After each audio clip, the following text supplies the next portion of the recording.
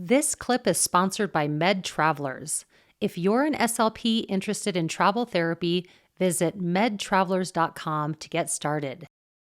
Like, what would be your recommendation if people are thinking, I have this idea, I'm thinking about, what would be your recommendation for, okay, here's the next step, or here's why you should do it?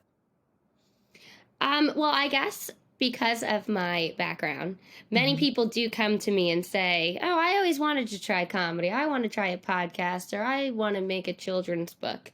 People do voice their desires. And I don't know if it's an executive function thing that like plan, initiate, execute. And that's an issue that's impacting many people. I have no executive functioning issues. I am a initiator and executor to a fault. Do too much.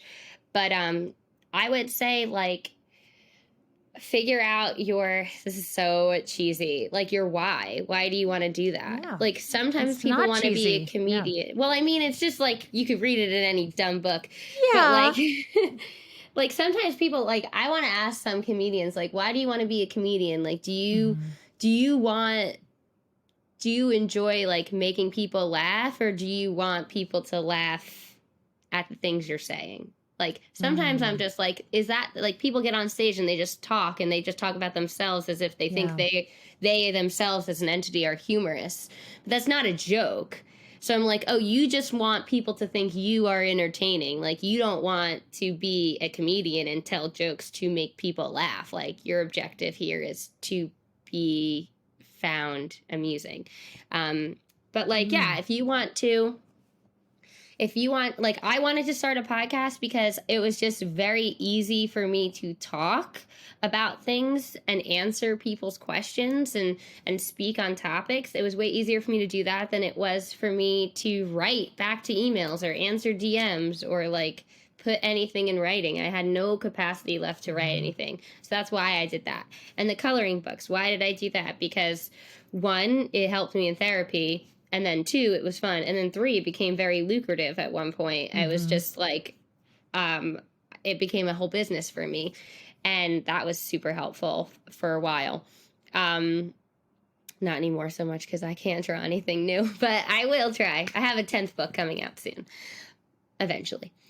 But so it's like, why do you want to do that? Like, if you want to start an Instagram for speech therapists, like, what is your why? Why do I do it? I do it because I feel like I want to spread the word of achievability. I want it to be like attainable for people to have a work-life balance and go in and help these kids or patients and be lovely and have activities that they can use right now, tomorrow, and not be, and eliminate at least that stressor from their life. Like, try this. It worked for me. I liked it. I'm happy. I'm a happy person.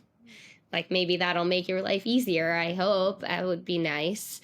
And then why did I do comedy? I was lonely. So lonely.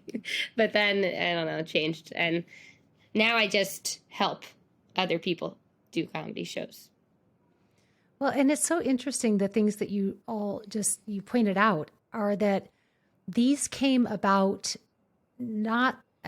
all of them were some way, shape, or form benefiting you and others.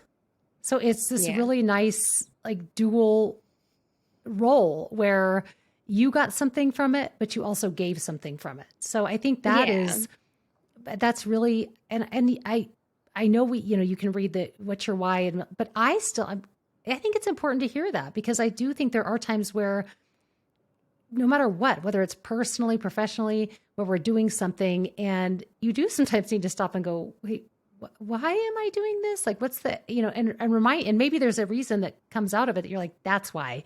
Right. Or it's, I don't have one. Why am I spending this time on this? So I think it's really interesting to look at things from that perspective of what can I do to be of service to others, but also fill my bucket at the same time.